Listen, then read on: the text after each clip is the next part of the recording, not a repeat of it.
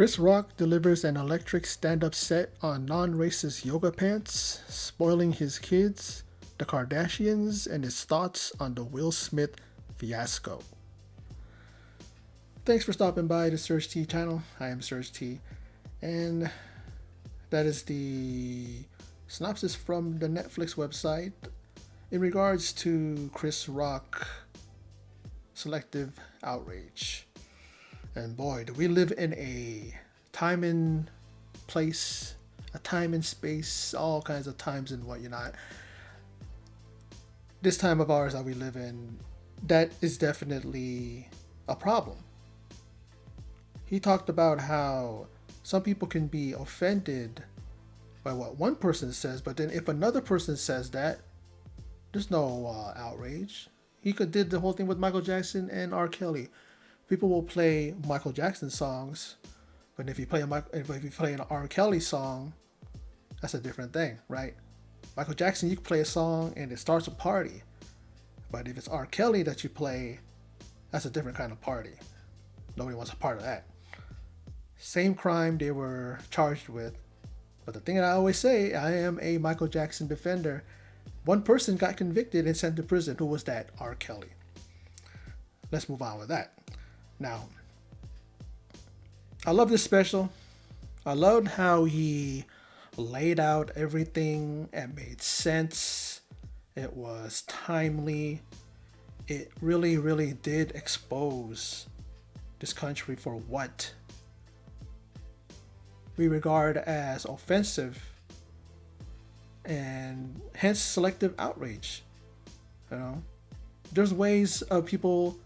I like how he brought up ways that people can get attention nowadays in regards to social media and all kinds of things.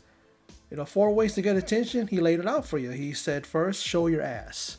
How many of these celebrities, especially females, who show their ass and they get more clicks and more views and more follows? Their Instagram pops and everything with millions of followers, right?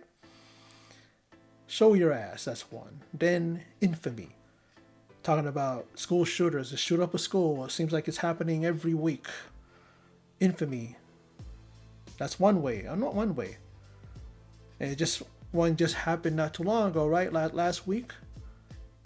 We had one at Parkland that happened, 4 years ago, 5 years ago?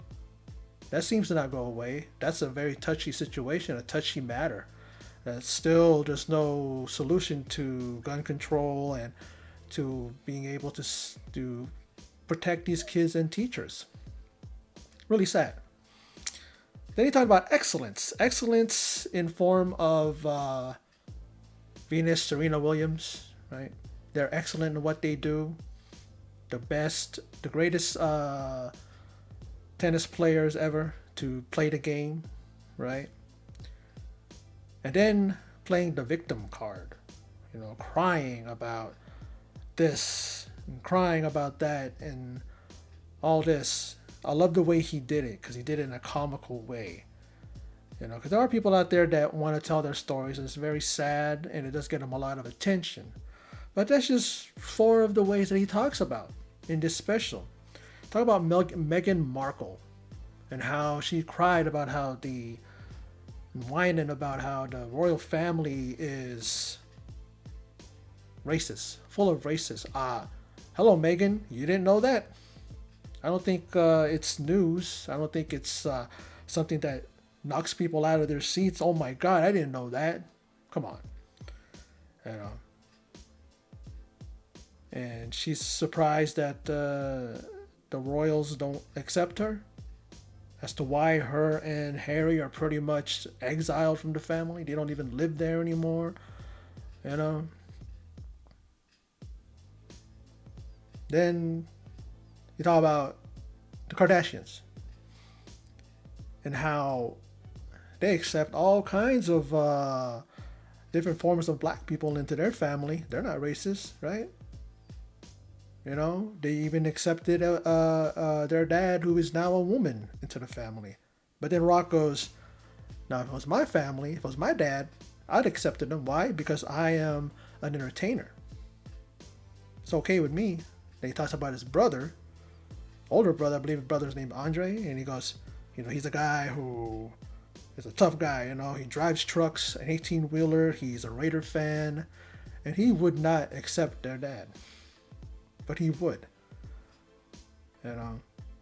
Talked about abortion. He was pretty kind of like walking on. I'm not trying to say what I'm saying, but it's just like if you forget, and you forget, and I remember that he's a comic. If you forget he's a comedian and you take what he says to heart, he'll offend a lot of people with this thing. He talked about how it should be legal to kill babies, you know, even up to the age of 4. And I'm thinking that when he said that,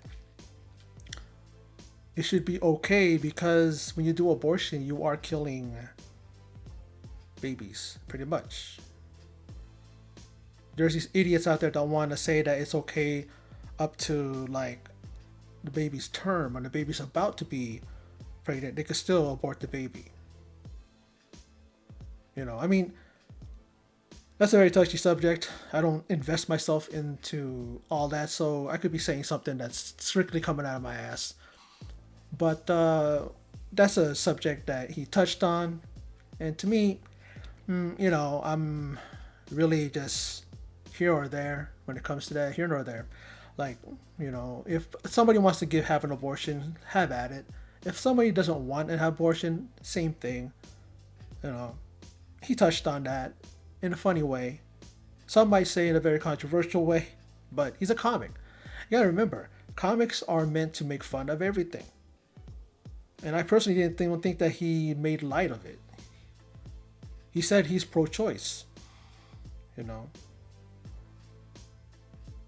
And he touched on a lot of political things too. He said that the Republicans are liars. Republicans are liars. But Democrats are ones that lie about certain truths. So, you know what I mean? And that was funny because, whatever side of the fence you're on when it comes to being a Republican or Democrat, it's like what he said was funny. And at first I'm thinking, I don't like what he said, but then I go, he's a comic. Some things in here I didn't like what he said, but at the same time, I'm like, he's a comic. He should be able to say whatever he wants to say. Like I said, I enjoyed this. I thought it was funny, even the things that I was like, But I still was like, that was funny. Because I don't have a thin skin. I have a thick skin. I'm not a snowflake. I don't, cry and bitch and moan about everything that people say. I'm not offended by every damn thing, that's said. And then he talked about kids they're born good. That's what everybody says. There's not a bad bone in their body when they're first born up into a certain point when they're being a child. It's like, kids they're born good. They're not evil. They don't have an evil bone in their body. He disagreed. He said they are the racist, most misogynist, the most sexist. They will tell you honestly what's on their mind. I remember somebody saying that they'll tell you that you have a booger on your damn nose or just and I've dealt with that too. Kids just come up to you and they'll just say that that whole thing about the kids just say the darndest things. That's it. But I do believe and I do agree that kids are born good.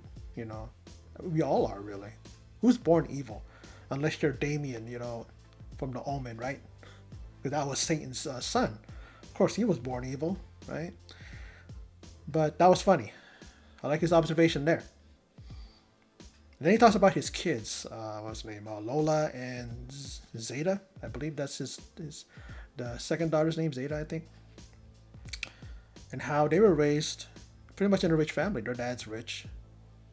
Daughter went to a very prestigious school. She ended up going to a French culinary school in Paris. But before that, she was a troublemaker. She got kicked out of the school. Well, as he put it, she was very cocky that, she went on a field trip to Portugal, right? Who does that? Aside from if you're in a rich she was in a rich school, so of course they're gonna get to do that. And then she was all confident, cocky, and smug. And then he just went to the principal, the dean, and said, fire my daughter from school. I mean, fire, but kick her out of school. And then he does, along with the other 3, 4 rich white girls that, white friends that she had, and she was crying about it and didn't know that their dad is the one that arranged that with the dean, even though his ex-wife didn't know. And he said they're not gonna know until they see this Netflix special. And I was just laughing because it's like, that's right away in my mind. I go, they're gonna know now, Chris, and that's what he said in the special. But she turned out to be a very, very humble. She got humbled by that, which is a good thing. She got humbled, and then she ended up. Now she's in a culinary school in France. That's me being a cook back in the day, stuff like that. That's something that I would have loved to have done, if I had pursued a career as a chef.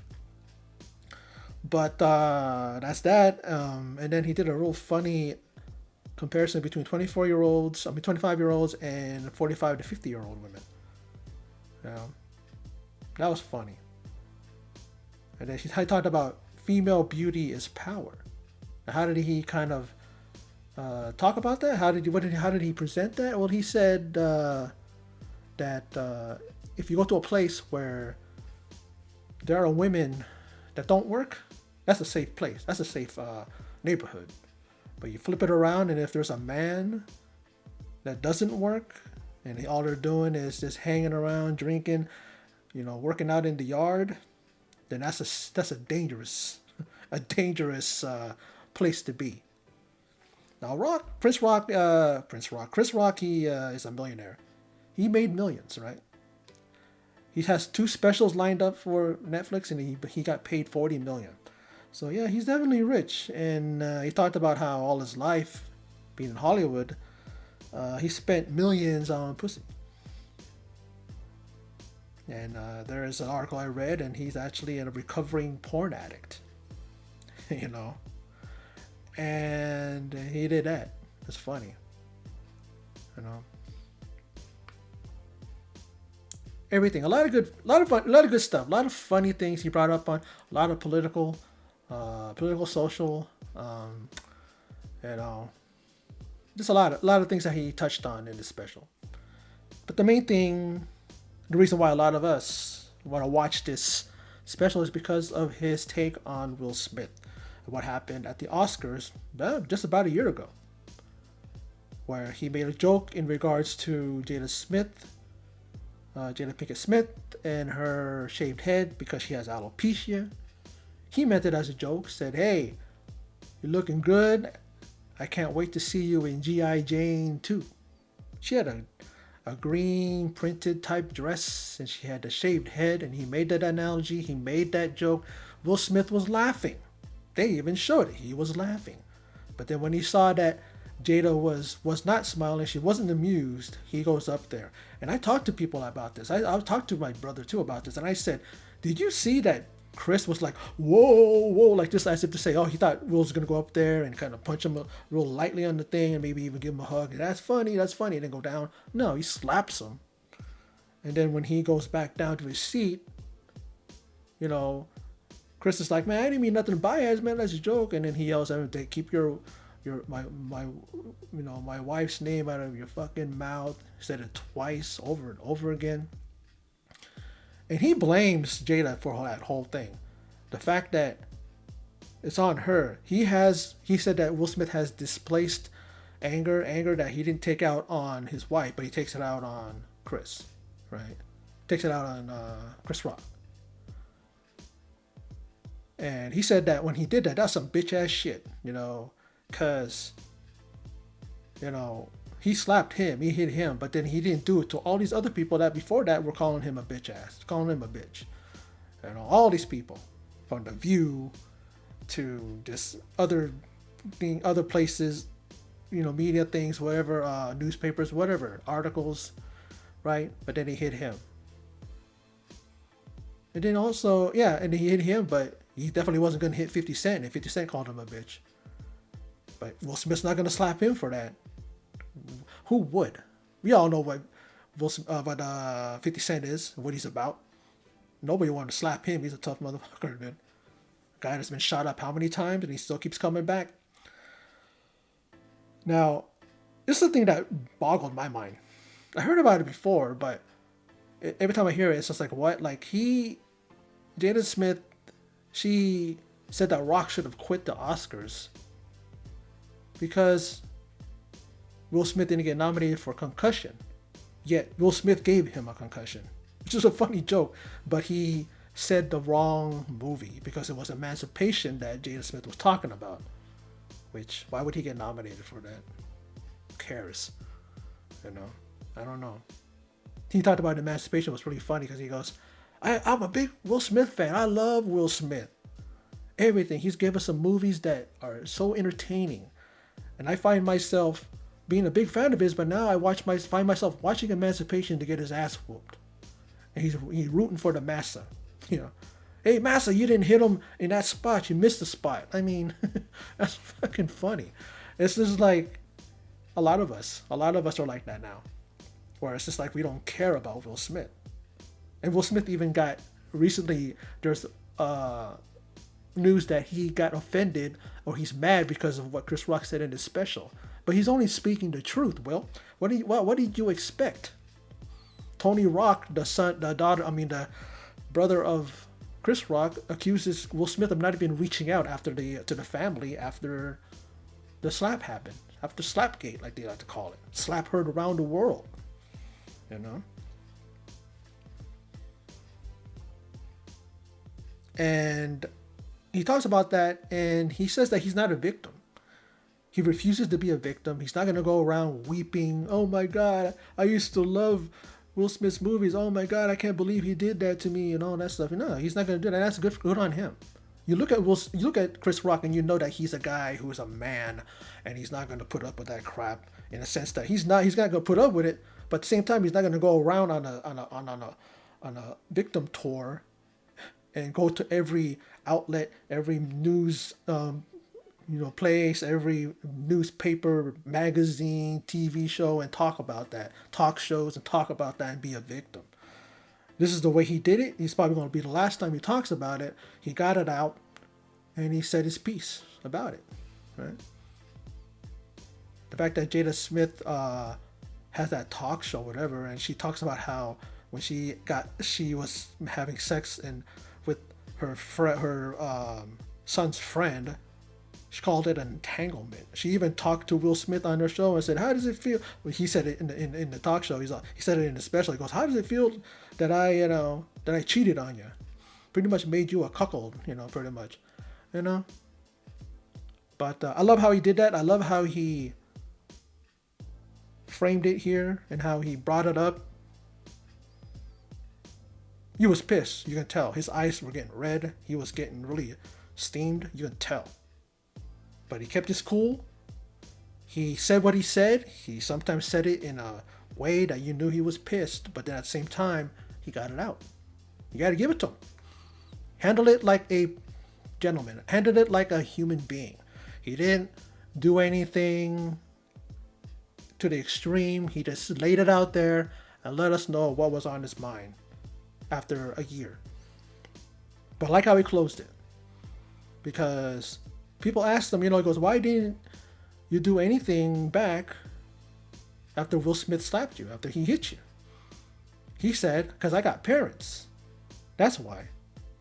And because he was raised, okay? He says, "I got parents. And you know what they taught me?" A little pause there. And then he said, "Don't fight in front of white people." That got a laugh. That got a chuckle out of me. And then he had the mic in his hand. He did that proverbial mic drop and dropped it. And he was raising his hands like this and waving to people and acknowledging people as people were clapping, standing up, giving them a standing ovation. Everybody there, from black people, white people, Mexican people, all kinds of race of people there, and they loved what he said. And he said things that were directed at white people. He said things that were directed at the SJWs, at politicians, at Will Smith and Jada Smith, and all other people, and nobody looked like they were offended. At least I didn't see that. I wasn't offended. There's some things that I'm listening to and going, damn, You know, I shouldn't watch this special anymore because I don't agree with that. But at the same time, he's a comic, and I agree with that. I got a thin skin. I mean, I got thick skin, I should say, and nothing affects me. You know, it takes a lot. But even then, I'm like, okay, that's your opinion. That's fine. I don't care. It's not gonna bother me. And Will Smith is well, not Will Smith, but Chris Rock is a comic, and people forget that. And these guys should be allowed to say whatever they want to because they say it in a comic context. And that's what people forget. That they forget about context. When someone says something, they always take it out of context, or they'll take a snippet, something they said, and then they will screen cap that, and then they will go off of that instead of adding what they said before that or after that to kind of make that look less controversial than it is. But Chris Rock I'm a big fan of his. I love his stuff from CB4, I'm Gonna Get You Sucker, to New Jack City, all these films that he's done. Damn, he's funny. He's 58 years old. He looks young for his age, my God. And he's still hitting it. He's still doing his thing. And I love what he does. I love his thing, and I love his stand-up. I've watched a number of his shows, and this is the first one I'm doing on my channel. And I'm going to look back, and I'm going to watch some of the other ones again, just to kind of recap and get back to, you know, watching those great stand-up specials that he's done. And he's doing another one. I don't know if this is the second one or if this is the first of two that he's doing for Netflix. And also, he got a lot of flack for what he said, and a lot of things. A lot of people saying that he should be fired or he should not be allowed to do another special. I don't know. I didn't keep up on it, so I'm not sure if he's going to do it. Who knows? He did sign a deal, but then again, nowadays, deals can get taken away from you, you know, because of stuff like that. But I love what he did in here. I love the stuff that he touched on. I love the pop culture. I love the stuff that's going on now in our country. He brought that up. Just a very good comic. Very, social commentary is really good. That's a lot of his strong suit. I love when he does that. I love when comics do that in general, because they show that they're up on that stuff, and then they give their interpretations. I love Bill Burr because he does that, and these other comics, they do it well. And I just hope nothing but the best for Chris Rock, and the fact that he took it in stride, and he's a stronger person for it, and he doesn't let it make him a victim, because it's like he's not going to let Will Smith take away that humanity that he has and take away what he knows that he is as a strong man, as a strong person, as a strong human being. And I love that. He's not going to be a victim. That's what he said. He's not going to allow Will Smith to do that to him. And good for him. Good on him. But anyway, that's my video. That's my recap and review and recap and thoughts on Chris Rock, Selective Outrage. And I love how he touched on that, and a very good special, and I'm looking forward to future ones by Chris Rock. But anyway, that's my video. So for those of you who stopped by and checked out this video, I appreciate it. Thank you very much. Thank you for your support. And in closing, and as always, take care.